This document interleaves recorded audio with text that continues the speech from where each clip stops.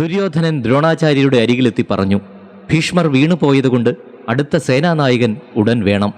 അങ്ങയെപ്പോലെ എല്ലാം തികഞ്ഞ ഒരാൾ നമ്മുടെ സൈന്യത്തിൽ വേറെയില്ല.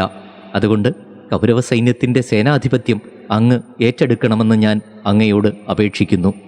ദുര്യോധനൻ ഇപ്രകാരം പറഞ്ഞപ്പോൾ സൈന്യങ്ങളെല്ലാം ദ്രോണാചാര്യർക്ക് ജയ് വിളിച്ചു ആഹ്ലാദം പ്രകടിപ്പിച്ചു. എല്ലാവരും ദ്രോണാചാര്യരെ വാഴ്ത്തി.